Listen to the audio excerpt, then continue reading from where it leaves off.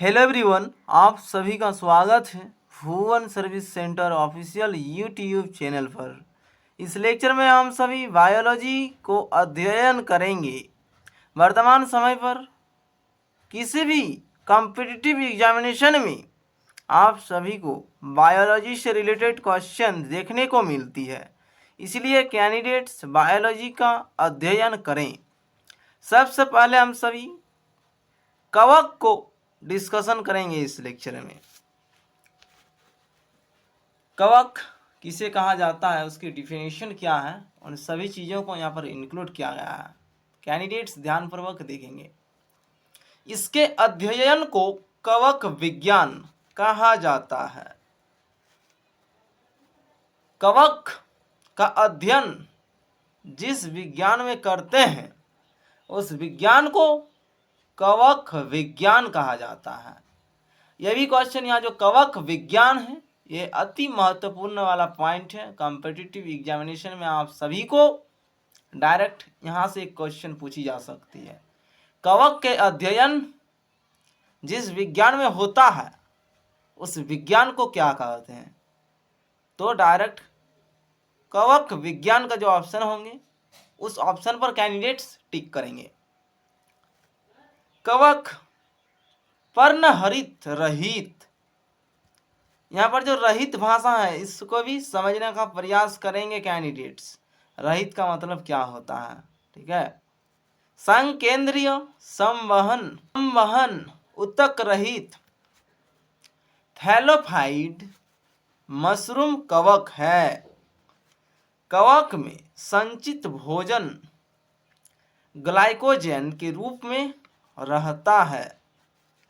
इनकी कोशिका भित्ति काइटिन की बनी होती है। यह भी क्वेश्चन अति महत्वपूर्ण वाला है। कवक में जो कोशिका भित्ति होती है किस चीज़ की बनी होती है, कैंडिडेट्स किस ऑप्शन का चूज करेंगे, तो डायरेक्ट काइटिन का जो ऑप्शन होंगे उसी को कैंडिडेट्स क्लिक करेंगे। नेक्स्ट, सैक्रोमाइसेस नामक कवक डबल रोटी के निर्माण में प्रयोग किया जाता है। कवक पौधों में गंभीर करते हैं। सबसे अधिक हानि रस्ट और स्मट से होती है। पौधों में कवक के द्वारा होने वाला प्रमुख रोग निम्न है। सरसों का सफेद रस्ट, गेहूं का ढीला स्मट, गेहूं का किट्टू रोग, आलू की अंगमारी, गन्ने का लाल अपक्षय, मूंगफली का टिक्का रोग, आलू का मस्सा रोग, धान की भूरी अर्धचित्रों की पछेला अंगमारी, परांकुरों का डैम्पिंग रोग। नोट, एफ्ला नामक विष कवक से बनते हैं। यहाँ पर भी एक क्वेश्चन इंपॉर्टेंट वाला क्वेश्चन है, एफ्ला नामक विष किससे बनता है, तो डायरेक्ट कैंडिडेट्स कवक को क्लिक करेंगे। कवक से ही एफ्ला नामक विष को बनाया जाता है। नेक्स्ट पॉइंट, लाइकेन क्या है। यह कवक तथा शैवाल दोनों से मिलकर बनती है। इसमें कवक तथा शैवालों का संबंध परस्पर सहजीवी जैसा होता है। कवक जल, खनिज, लवण, विटामिन्स आदि शैवाल को देता है और शैवाल प्रकाश संश्लेषण की प्रक्रिया द्वारा कार्बोहाइड्रेट का निर्माण कर कवक को देता है। इस प्रोसेस को समझने की प्रयास करेंगे सभी कैंडिडेट्स। यहाँ पर कौन सा फैक्ट को इंक्लूड की गई है, यदि एक बार में समझ में नहीं आती है, कैंडिडेट्स दोबारा देखने का प्रयास करेंगे।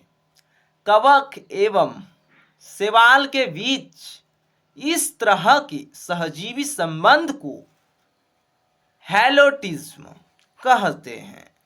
ठीक है, तो ये भी क्वेश्चन पूछी जा सकती है।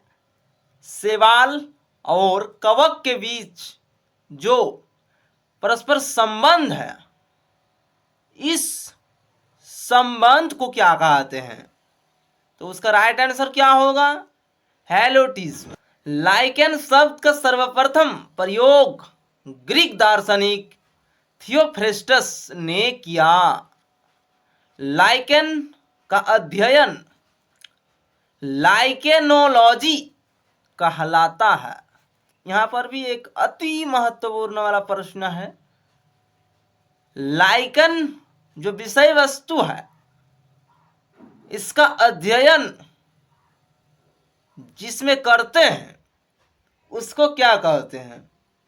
तो उसका राइट आंसर क्या होगा? लाइकेनोलॉजी। नेक्स्ट, आकार और संरचना के आधार पर लाइकेन को 3 वर्गों में विभाजित किया है। ये हैं क्रस्टोस, फोलियोज, फ्रूटिकोज।